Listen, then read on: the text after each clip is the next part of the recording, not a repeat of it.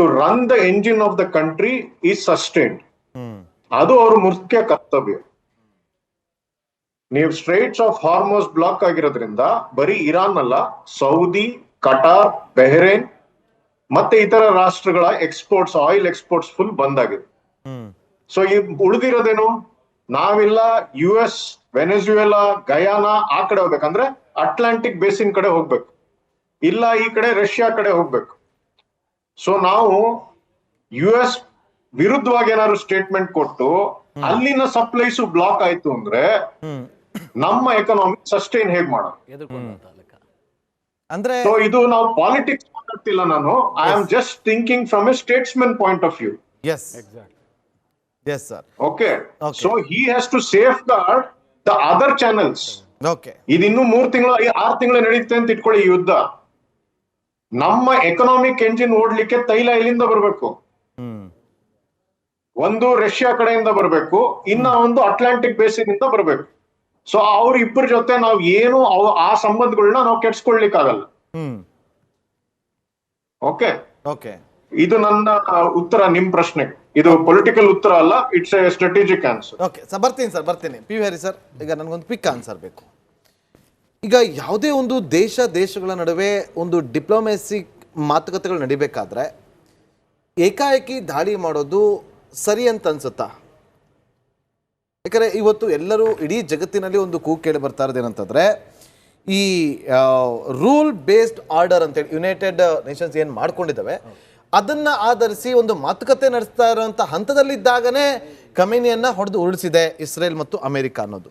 So ಇದು ಏನಾಗುತ್ತೆ? ಇದು ಒಂದು ಅಲ್ಲಿನ ಸೇನೆಯೇ ತೆಗೆದುಕೊಂಡಂಥ ನಿರ್ಧಾರನ ಅಥವಾ ಅಲ್ಲಿನ ಸರ್ಕಾರವೇ ತೆಗೆದುಕೊಂಡಂಥ ನಿರ್ಧಾರನ? ಏನಾಗುತ್ತೆ ಇದ್ರ ನಮ್ಮ ದೇಶದ ಮೇಲೆ ರಕ್ಷಣಾತ್ಮಕವಾದಂಥ ಒಂದು ವಿಚಾರಕ್ಕೆ ಬಂದಾಗ ಅದು ಯಾವ ರೀತಿ ಇಂಪ್ಯಾಕ್ಟ್ ಆಗುತ್ತೆ? ಮೊಟ್ಟ ಮೊದಲನೇದಾಗಿ ಈ ನೀವೆಲ್ಲ ಚರ್ಚೆ ಮಾಡ್ತಾ ಇರೋದು ಒಂದು ದಿಕ್ಕೇ ಒಂಥರ ಬೇರೆ ಆಗಿದೆ ಅಂತ ಕಾಣ್ತದೆ. ಯಾಕೆಂತ ಹೇಳಿದರೆ ಈಗ ನಡೀತಾ ಇರೋದು ಇಸ್ರೇಲ್ ಮತ್ತು US ಪವರ್ಫುಲ್ ನೇಷನ್. ಅದು ಅವ್ರದ್ದು ಇರಾನ್ ಅಟ್ಯಾಕ್ ಮಾಡಬೇಕಂದ್ರೆ 8 ತಿಂಗಳಿಂದ ಅವ್ರು ತಯಾರಿ ಮಾಡ್ತಾ ಇದ್ದಾರೆ. ಅವರ 8-10 ಬೇಸ್ಗಳು ಗಲ್ಫ್ ಕಂಟ್ರೀಸಲ್ಲಿ ಪೂರಾ ಏರ್ ಬೇಸಸ್ಗಳನ್ನು ಮಾಡಿಟ್ಟಿದ್ದಾರೆ. ಏರ್ ಬೇಸ್ ಮತ್ತು ಜೋರ್ಡನ್ನಲ್ಲೇ 50,000 ಟ್ರೂಪ್ಸ್ ಇದ್ದಾರೆ. ಸೊ ಇವ್ರದ್ದು ವೆರಿ ವೆಲ್ ಪ್ಲ್ಯಾನ್ಡ್. ಖಮೇನಿನ ಅವರು ಓವರ್ ಥ್ರೋ ಮಾಡಬೇಕು, ರೆಜಿಮ್ ಚೇಂಜ್ ಮಾಡಬೇಕು ಅಂತ ಮುಂಚೆಲೇ ಇತ್ತು. ಇದು ಮೊದಲನೇ ಟೈಮಲ್ಲ. ಇರಾಕ್ ಆಗಲಿ, ಇರಾನ್ ವಾರಲ್ಲಿ ಯಾರು ಸಪೋರ್ಟ್ ಮಾಡಿದ್ರು? ಅಮೇರಿಕನೇ ಸಪೋರ್ಟ್ ಮಾಡಿದ್ದು ಇರಾನಿಗೆ.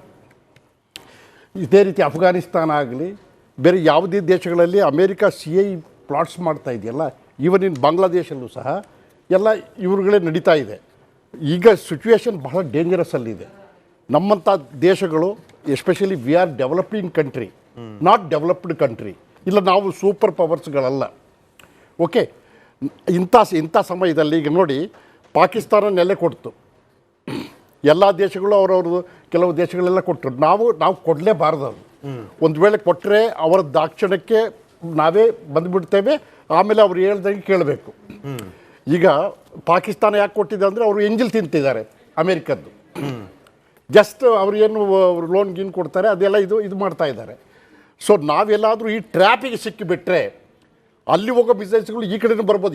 ನಾನು ಎದುರಿಸ್ತಾ ಇದ್ದೀನಲ್ಲ, ನಾವು ಎದುರುತ್ತಿದ್ದೀವಿ ಅಂತ ಅಲ್ಲ. ಬೈ ಚಾನ್ಸ್ ಆ ರೀತಿ ಏನಾದರೂ ಆದರೆ ನಮ್ಮಲ್ಲಿ ಏನು ರಿಯಾಕ್ಷನ್ ಕೇಪಬಿಲಿಟಿ ಇದೆ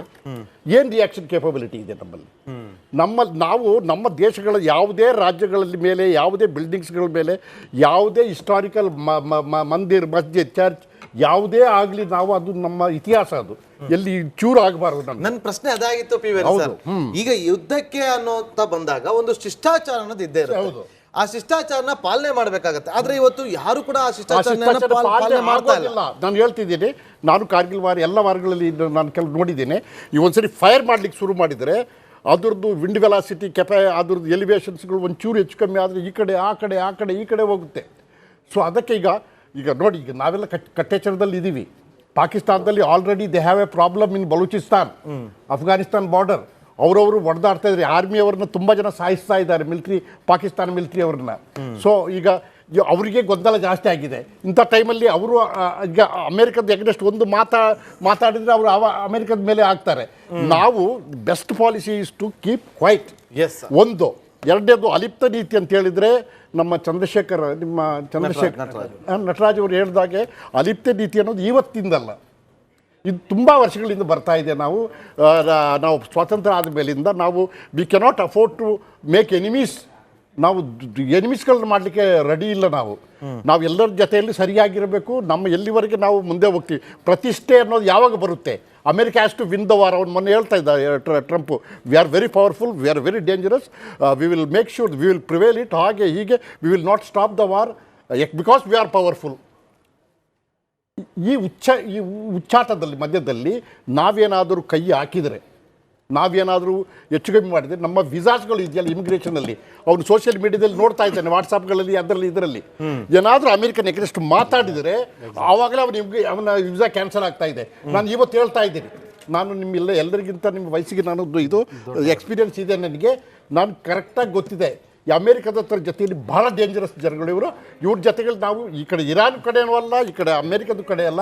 ನಮ್ಮ ಕೆಲಸ ಆಗೋದನ್ನು ನಾವು ನೋಡಬೇಕೇ ಹೊರತು ಬೇರೆಯವರ ಅವ್ರು ಮಾಡಿಕೊಳ್ಳಿ. ಬಟ್ ನಾವು best answer is to be silent, best answer is to be keep quiet. Okay sir, ಇವತ್ತು ಫಾರೂಕ್ ಅವ್ರನ್ನ ಪ್ರಶ್ನೆ ಮಾಡಿ, ಇವತ್ತು ನರೇಂದ್ರ ಮೋದಿ ಅವರೇ ಒಂದು ರೀತಿಯಲ್ಲಿ ಮೌನಕ್ಕೆ ಶರಣಾಗಿದ್ದಾರೆ. ಇರಾನ್ನಲ್ಲೇ ಎಷ್ಟೋ ಜನ ಮುಸ್ಲಿಂ ಮಹಿಳೆಯರು ಕುಣಿದು ಕುಪ್ಪಳಿಸ್ತಾ ಇದ್ದಾರೆ, ಆದರೆ ಇಲ್ಲಿ ಪ್ರತಿಭಟನೆಗಳಾಗ್ತಾ ಇದೆ. ಇರಾನಲ್ಲಿ ಏನು ವಿಡಿಯೋಸ್ ನೋಡ್ತಾ ಇದ್ದಾರೆ ಅದು ಹಳೆ ವಿಡಿಯೋಸು, ಯಾವುದು ಹೊಸದಲ್ಲ. ಮೊದಲನೇದು ಅದನ್ನು ರೀಪಬ್ಲಿಷ್ ಮಾಡ್ತವ್ರೆ, ಹೈಲೈಟ್ ಮಾಡ್ತಾ ಇದ್ದಾರೆ.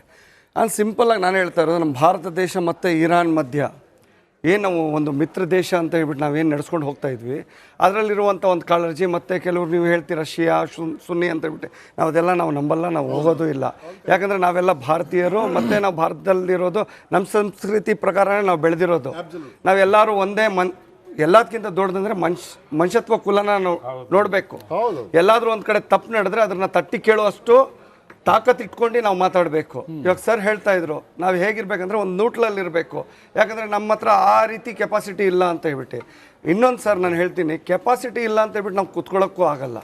ಯಾಕಂದರೆ ನಮ್ಮ ಸ್ನೇಹಿತನಿಗೆ ಯಾರಾದರೂ ಒಬ್ಬರು ಹೊಡೆದ್ರು ಅಂದರೆ ನಾವು ಹೋಗಿ ನಿಂತ್ಕೊಳ್ತೀವ ಇಲ್ವಾ? ಅಲ್ಲ, ನಮ್ಮ ಸ್ನೇಹಿತ ಸಿಂಪಲ್ ಆಗಿ ನಾನು ಕೇಳ್ತಾ ಇರೋದು, ನನ್ನ ಜೊತೆಯಲ್ಲಿ ಆಟ ಆಡ್ಕೊಂಡು ತಿನ್ಕೊಂಡು ಬೆಳೆದಿರುವಂತ ಯಾವನೇ ಒಬ್ಬ ಸ್ನೇಹಿತ ಇರಲಿ, ಅಂತ ಸ್ನೇಹಿತನಿಗೆ ಯಾರಾದ್ರೂ ಹೊಡೆದ್ರು ಅಂದಾಗ ನಾವು ಕೂತ್ಕೊಂತೀವ?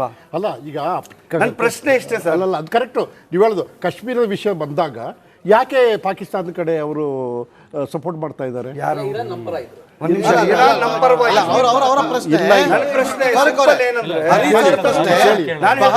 ಅಟ್ಯಾಕ್ ಆದಾಗ ಅಷ್ಟು ಜನ ಮೃತಪಟ್ಟರು. ಪಹಲ್ಗಾಮ್ ಅಟ್ಯಾಕ್ ಆದಾಗ ರೀಸೆಂಟ್ ಯಾವ್ದೋ ಹಳೆದ ಹೇಳ್ತಾರೆ, ರೀಸೆಂಟ್ ಆಯ್ತು, ಅದಕ್ಕೂ ಮಾಡ್ಲಿಲ್ಲ, ಬೇಡ. ನಮ್ಮ ಆಪರೇಷನ್ ಸಿಂಧೂರ್ ಹೆಸರಲ್ಲಿ ಪಾಕಿಸ್ತಾನಕ್ಕೆ ನಡುಕವನ್ನ ಹುಟ್ಟಿಸುವಂತ ಕೆಲಸವನ್ನ ನಮ್ಮ ಭಾರತ. ಇವಾಗ ನೀವು ಒಂದ್ ನಿಮಿಷ